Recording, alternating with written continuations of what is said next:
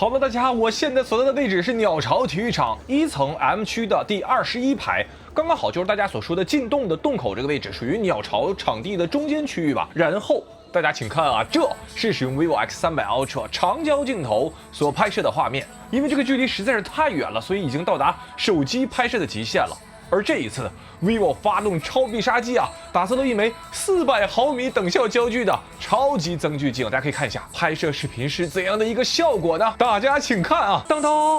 这差不多是100米的距离，但是拍出了电视转播的效果和清晰度。而且大家注意，这还只是400毫米焦段啊，我还可以切换到800毫米，这就变成了你和张杰1对1的演唱会了。当然了，你还可以切换到1600毫米，但需要说明啊，1600毫米它的清晰度衰减呢就比较明显了，也是属于增距镜的极限效果了。同时大家注意一个细节，就是我现在啊是完全手持拍摄，1600毫米手持，这个稳定度非常夸张了。大家注意啊，这个小白点儿就是张杰啊。然后我现在把手机不配增距镜直接拍摄和配备400毫米增距镜拍摄的画面做一个对比，大家可以看一下。我再次强调啊，这可是鸟巢，我在的位置呢是中间区域的一个位置。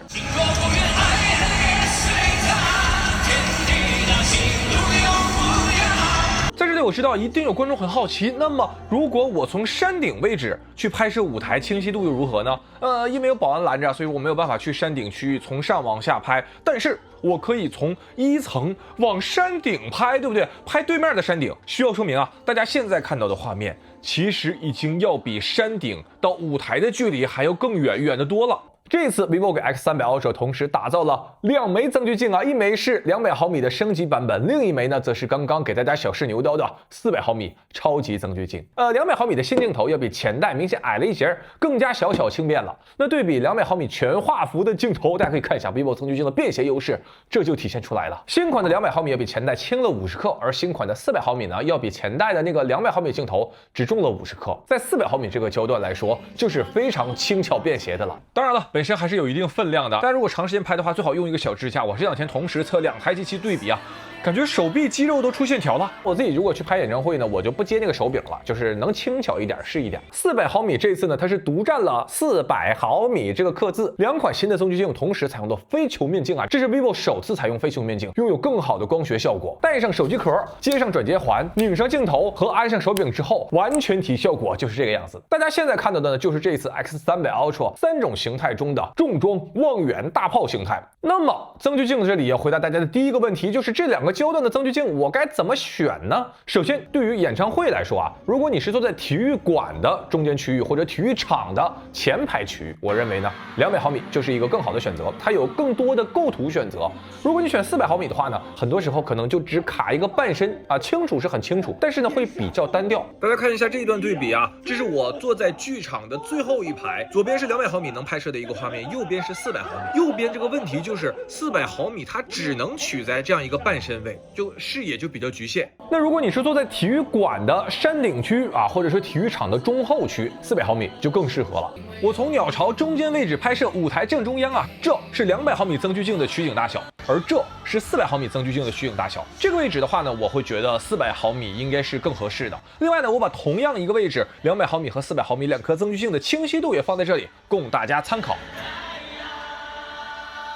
我在体验增距镜的过程中觉得特别好的一点就是 vivo 它几乎开放了全部的功能给到增距镜。比如说演唱会的场景，你可以打开前后镜头同时录像，让你和自己喜欢的歌手同框，也可以同时开启2枚后置镜头去进行录像，这样超广角和长焦同时工作，又有全场的画面，又有长焦的特写。比如你去拍小鸟，大家先看一下，这是我用400毫米拍摄的小鸟 4K 画质的视频啊，是不是和动物世界有一拼？春天来了，小鸟开始做窝了。vivo 还开放了400毫米下的 4K 120帧视频录制，你可以把这个视频实现最高的5倍慢放。你也可以用这个长焦镜头去使用运动模式抓拍小鸟的瞬间。大家可以看一下这个溅起水花的细节，利用拍鸟的空档啊，我混进了大爷们的阵营里。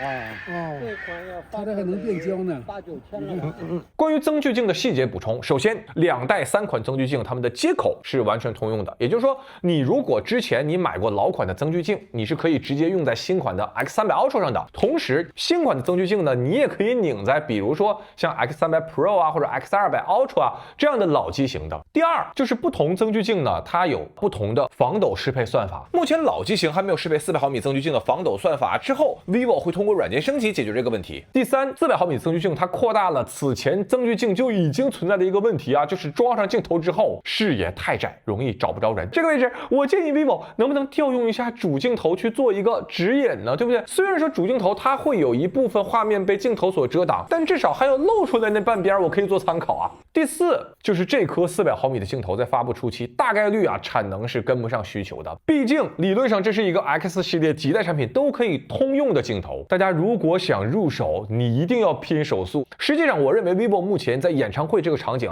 对用户的影响已经是非常深入人心的了。我在去年年底去参加 Forever 那个演唱会，那是我人生参加的第一场演唱会前后左右全是 vivo 的增距镜。第五 ，vivo 这次针对演唱会这个场景还专门对收音进行了优化，提供了演唱会歌声和演唱会氛围这2种不同的收音模式。我实际给大家测试了一下。我们有些失去让我得到奖赏，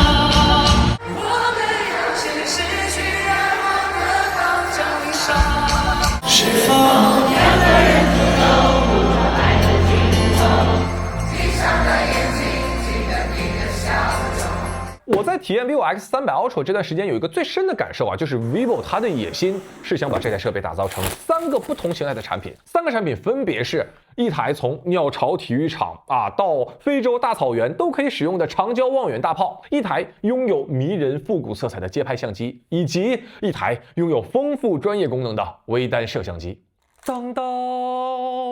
那么说完了增距镜，进入今天视频的第2部分 ，vivo 想把 X300 Ultra 打造成一款复古的街拍相机。除了大家知道的它的主镜头是35毫米经典的人文焦段以及85毫米经典的长焦人像焦段之外， vivo 这次呢又带来了3个街拍新功能。第一个呢就是调色盘。目前我测试的版本因为是一个工程固件，不能像 iPhone 一样在拍照后对这个照片进行重新的调色盘编辑，但是官方表示了会进行固件的推送，到时候就可以像 iPhone 一样去实现拍照前预览和拍照后重新编辑这样的操作了。调色盘其实只是前菜，vivo 真正想通过调色盘带来的是5款色彩风格，分别是上一代就有的正片和副片，这2个是模拟富士相机大受欢迎的富士正片和富士副片的胶片色彩。这次呢又新增了浓郁和追光色彩，它俩是一对的它们是模拟街拍神器理光相机的正片和副片。理光的正片和副片，这我是第一次认真的感受感觉真不错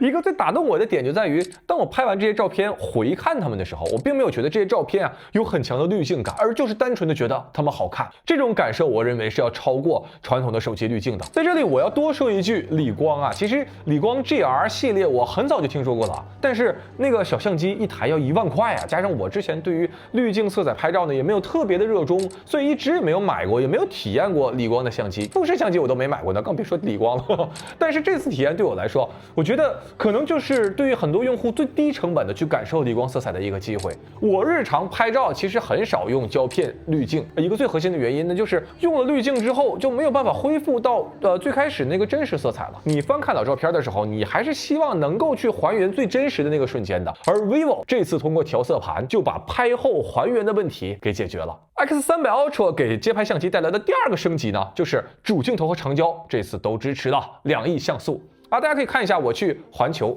拍肉丝小姐姐，距离大概有2-3米吧，大概是这么一个距离，完全就是户外的自然光没有任何的辅助。然后我就是打开人像模式，开启2亿像素，按下快门，等这个2亿像素成像还是要花点时间的，就得到了一张美翻天了的照片。大家看一下这个皮肤的质感，再看一下嘴唇的细节，看一下发丝的细节。我们对比一下 X200 Ultra， 它的长焦最高是5000万像素，你这时候就能感受到2亿像素的每一颗像素它都是有存在的意义的。不过大家也注意到了，这里我的距离有点远所以我就决定挑战一下我的软肋，拿出200毫米的增距魔杖，来一个超近人像用魔法拉近距离IQ 200毫米呢，大概是半身人像吧，则会得到这样一张照片。大家就告诉我这张照片片拍的美不美？人像摄影的核心3要素是什么？是不是摄影师、相机和增距镜？2亿像素叠加200毫米增距镜，我们放大照片看一下眉毛的细节，是不是完全没有数码算法的感觉 ？vivo 的人像美颜算法，左边呢是原相机，右边呢是开美颜。美颜呢，明显它就是把脸部的光线变得更加柔和了。让我们放大看细节的话，你会发现它主要修复了皮肤的细纹以及一些瑕疵，但整体依然保持了很棒的呼吸感。就像我刚才所说的，人像美颜，你可以再叠加 Live Photo， 你就得到了这样一张动态的魔法照片。就是 Live Photo 里这段小视频也是有美颜算法的。那么问题来了，如果我使用400毫米增距魔杖，再叠加2亿像素，再叠加 vivo 的美颜算法，会得到怎样一张照片呢？那么请看 VCR。好了，大家可以看到，现在这张就是用400毫米增距镜叠加2亿像素所拍摄出的一张人像照片。这张照片呢，它的画幅要比200毫米大概是1/4的一个效果，所以说只剩下一个人脸的特写了。我们放大看一下2亿像素叠加400毫米的细节，看一下这个眼睫毛，看一下眼角的这种纹理。我的妈呀，真的跟相机所拍出来的一样，就是没有那种数码的味道。看一下这个嘴唇的细节。看一下嘴唇旁边这种小绒毛，包括这个衣领位置，能看到吗？这种细腻的针织纹理。而且大家注意，这是一张2亿像素拍摄出的照片，它的抓拍能力和生成的速度相比 X300 Pro 要提升非常明显。目前唯一比较遗憾的一个点呢，就是2亿像素它没有办法保留 HDR 的效果。在这里呢，我补充几个拍照的感受啊。第一个，其实想说一个不足，就是默认界面它缺少一个曝光控制。想调整曝光呢，你必须进入调色盘，然后进阶，然后才有曝光控制，而且每个调色盘的曝光还不一样。我个人日常其实用曝光控制这个功能频率很高啊，现在我觉得这个入口做的有点深。第二是提升，这次 vivo 啊，它终于支持自定义拍照界面的各种功能了。就 vivo 它的拍照功能实在是太丰富了，功能有点太多了，每个页卡功能还不一样，之前看的人就觉得头晕。而现在 vivo 也可以把这些乱七八糟的功能全都隐藏删除，很好的降低了我日常使用的压力。第三就是我之前提到的X200 Ultra 那会儿呢，拍照功能它总是会有一些奇奇怪怪的限制，你开启这个功能，你就必须得关闭那个功能你必须在某个特定的场所才能激活某个功能。而在 X300 Ultra 上，我能感觉到 vivo 在做的就是打通全局，推出一个功能，你在所有场景都可以使用，所有场景都变得好用。那么今天视频的第3部分也是最后一部分，我们来聊一聊 vivo 给这次 Ultra 定位的第3台设备，一台专业的小微单。其中微单的第一个功能，电影模式，类似于电影色彩的视频录制功能，对于手机来说好像并不新鲜，对不对？无非就是上下裁切嘛，裁切出个黑边，然后比例变成21:9。但是 vivo 这次做的不一样，大家先看一下这段视频啊，这是我使用 X300 Ultra 所拍摄的，是不是有很强的电影感？我测试过，手机非常多啊，号称有电影效果的视频录制型号也不少，但 X300 Ultra 这个是我一眼就看上去就能感觉非常接近电影效果的。那么和传统的那些手机拍电影模式相比 ，vivo 做了哪些工作呢？首先，21:9宽画幅加上24帧这种低帧率啊，这个比较常规，我就不介绍了。第二，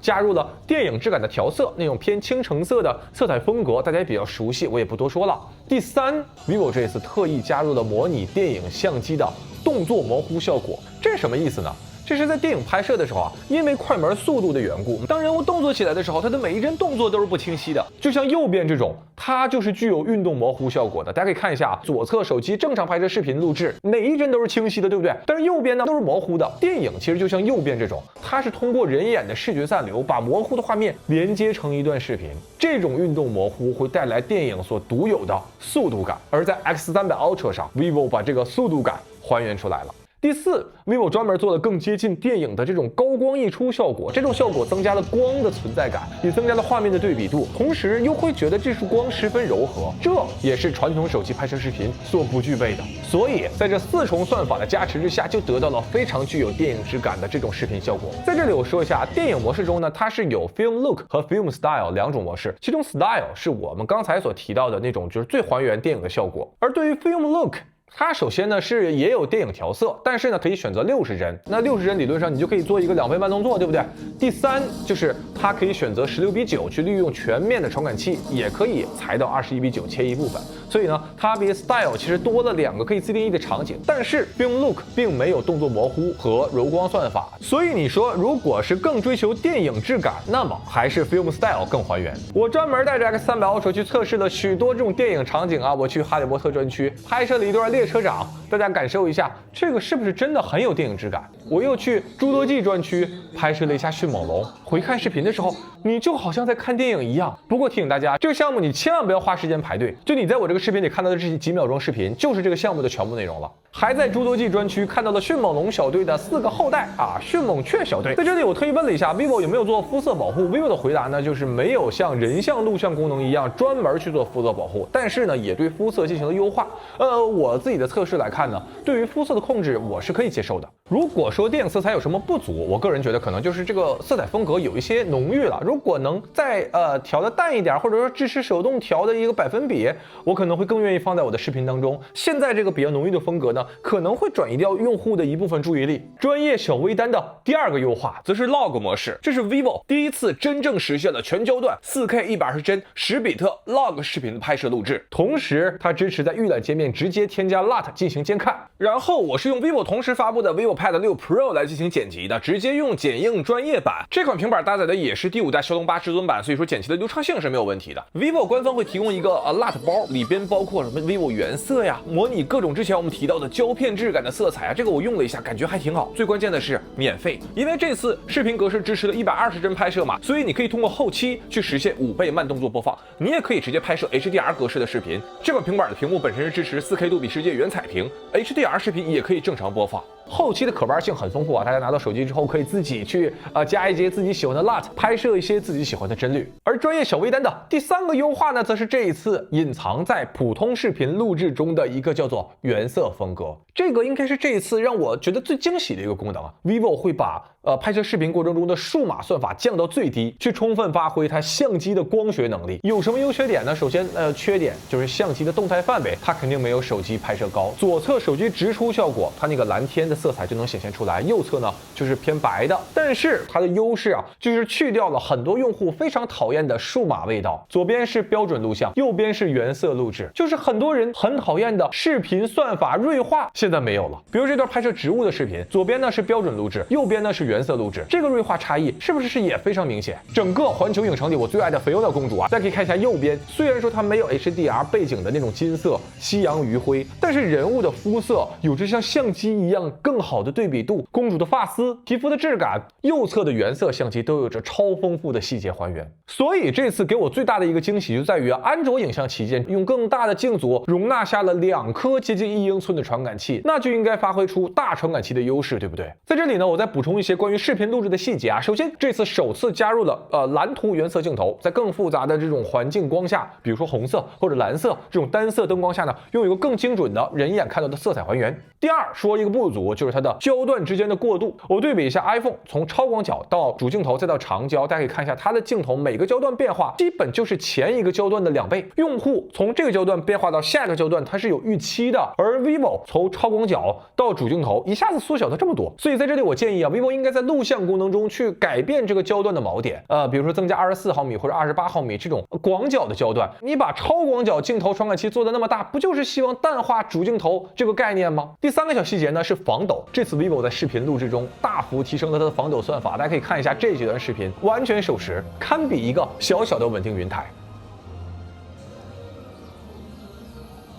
以上这3个部分就是 vivo 想把 X300 Ultra 打造的望远大炮、复古街拍和专业微单的3台设备。我这次做 X300 Ultra 的评测，我个人感觉是很惊喜的。不只在于功能上，我更能感受到的是 vivo 在打造影像旗舰思路上的一些转变。一个是突破不同功能在不同场景下的限制，就是一个功能我要适配所有场景。另一个点呢，就是有勇气做减法，去减少掉界面上对于用户的视觉干扰和压力。我觉得这一点，反正在我使用的过程中啊，我觉得很受益。总结一句话 ，X300 Ultra 大概是 X 系列 Ultra 机型过去3代产品，我认为最有特色也是完成度最高的一款产品啊！大家有机会可以自己去感受看看。好了，以上呢就是本期视频的全部内容，希望这期视频能给大家带来有价值的参考。我是周文泽，我们下个视频再见。